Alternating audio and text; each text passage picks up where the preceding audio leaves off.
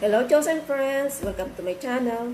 Today, I'm going to show you how to make fermented turmeric and oregano. Kailangan po natin ng oregano leaves. Yung tamang-tama lang po, mga ilalagay ko po dito is mga 8 leaves ng oregano. Ang lalaki po ng dahon ng oregano na hiningi ko sa kapitbahay. Okay, next is 250 grams na luyang dilaw or turmeric. Hugasan lang po natin mabuti yung dahon ng oregano at itong turmeric bago natin i-chop or i-shred. Kailangan po sigurado natin malinis lahat ng gagamitin natin. And the next is honey. Ito po yung tira ko pa sa aking mga previous na pinagamitan ng honey. Okay. This time, balatan po natin ng luyang dilaw. Kailangan po nakasuot tayo ng gloves at lagyan natin ng plastic ang chopping board dahil kung once na mapadikit po ito sa chopping board, hindi na po natin yan magagamit chopping board na yan at kailangan na natin itabi-tabi dahil ma-absorb niya po ang lasa at ang kulay nitong turmeric na napaka-strong po ng kanyang amoy at yung kulay niya. And then, kailangan din po mag-gloves para hindi dumikit sa kamay ang kulay. Okay, nabalatan na po natin lahat. Next, gamitan po natin ang pangkayod ng cheese. Saka natin kayurin ang ating nabalatan na luyang dilaw. Ito pong luyang dilaw, marami po itong health benefits.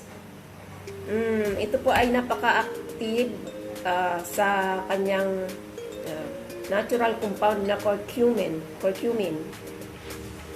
Ang kanya pong mga health benefits ay maganda po sa puso at panlaban din po sa Alzheimer's disease at sa cancer. At ang kanyang iba pang mga benefits ay anti-inflammatory or sa may mga pamamaga po sa katawan or sa ating internal organs. At mayaman po sa antioxidant at maganda rin po sa may mga arthritis at depression. Pero po, marami po siyang health benefits, pero po mayroon din pong mga dapat pong hindi pag uminom or kumain ng sobra-sobra ng may turmeric. Kasi po nakakasama sa kalusugan din nung may mga ibang may health issues tulad ng may sakit sa gallbladder, may bleeding disorder, diabetes, saka yung GERD or acid reflux. Although po ako po may acid reflux, depende na rin po kung magti-trigger sa inyo. Kung hindi po, ituloy nyo lang. Pero po ito po, kukontrahin ng oregano para hindi mag-trigger ng acid reflux. At yung may mga hormone sensitivity conditions at arrhythmia. Yung pong abnormality sa heart beat, kailangan po avoid natin mag-inom or uminom ng sobra-sobrang may turmeric na sangkap. At sa mga buntis din po, hindi rin po siya pwede. Pwede pong magkaroon ng epekto sa baby. At sa mga may magpapa-opera po, hindi pwede dahil po pwede siyang mag-cause ng too much bleeding. Dahil ako po, uminom ako nito noon, although gumaling po talaga natanggal yung ubo ko na matagal nang hindi nawawala kahit uminom ako ng antibiotic. Ngayon po uminom ako nito. After mga, dahil inaraw-araw ko po 3 times a day, nagkaroon po ako ng mga bruises or yung mga pasa-pasa. Kasi nga po high blood ako. Tapos may iniinom akong gamot sa high blood. Nagpasa-pasa po ang aking, nakita ko dyan, lalaki ng pasa ko. And then, ilagay na po natin ang turmeric sa honey. Hindi ko na po siya ilalagay sa iba pang lalagyan dahil nga po, grabe kong manghawa. Ilalagay ko po siya sa tasa o sa plato.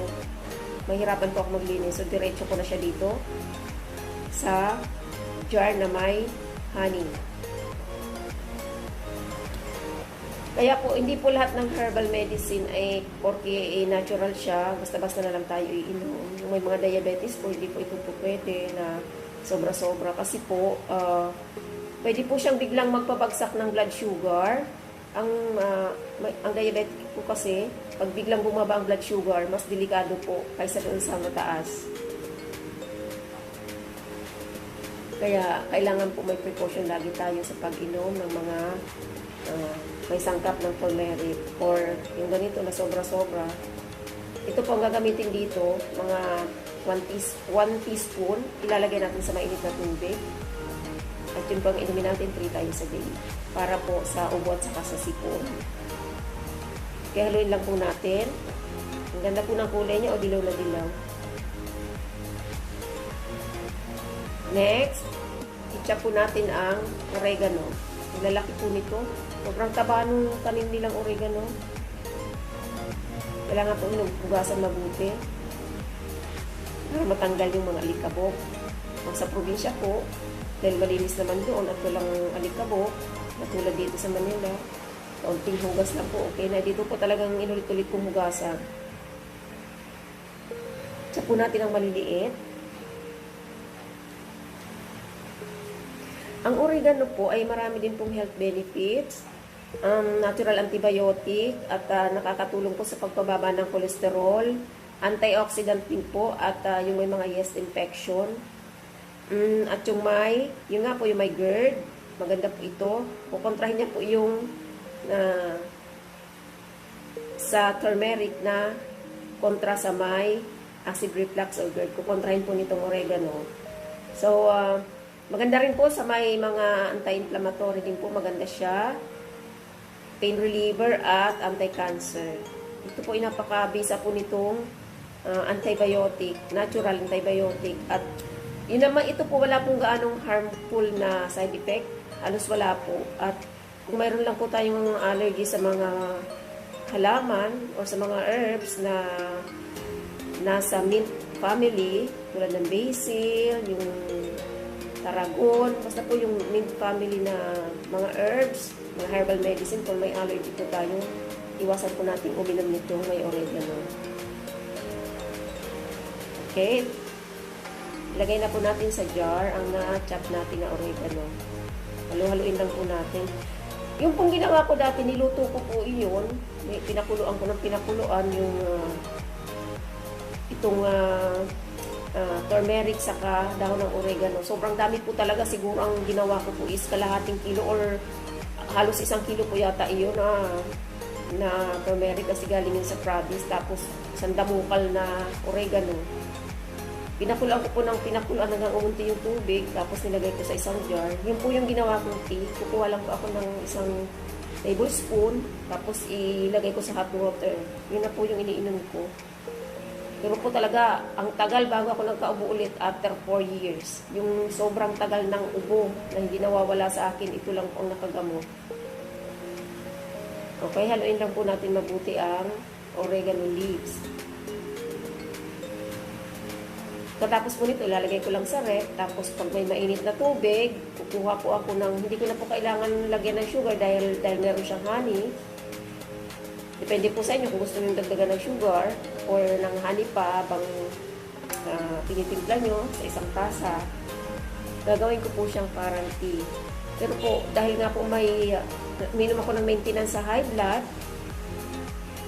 iiwasan ko pong uminom nito ng sobra-sobra. Siguro once a day, enough na. Kasi po dati, ginawa ko ng 3 times a day. Hindi ko naman kasi po noon paalam ang mga harmful side effect nito. At the same time, umiinom ako noon ng beta blocker. Nagkapasa-pasa po talaga noon ng pati braso ko, yung legs ko, dahil po sa pag-inom ko nito ng sobra-sobra. Kaya po pag inom tayo nito, ilimit lang natin kung meron tayong mga ibang health issues. Okay? Tapos na po ang fermented oregano and turmeric. Okay, lagay lang po natin ito sa ref. At yun nga po, napakamabisang gamot po ito sa ubo at sa sipon or sa trangkaso. Natural antibiotic po. Kung nahirapan po tayong bumili ng mga over-the-counter na gamot para sa trangkaso or ubo at sipon, gawin po natin ito. Binibili tayo sa palengke or sa amin po sa Bicol, sa province. Ang alam po, ang dami po nitong turmeric dahil noon po pinadala nila ako ng pagkadami-dami. Kung saan-saan lang po makukuha nyo ito sa mga tabi-tabi or makakahingi kayo sa mga mayroong tanim. At napakaganda po sa kalusugan at masarap din pong panlagay sa pagluluto. So, sana po nagustuhan nyo ang aking ginawa ngayon. At mag-ingat po tayong lahat. And God bless po sa atin. Sana po mag-subscribe kayo sa aking YouTube channel. Click lamang po ang notification bell para po updated kayo sa aking mga susunod na videos na i-upload. Thank you so much!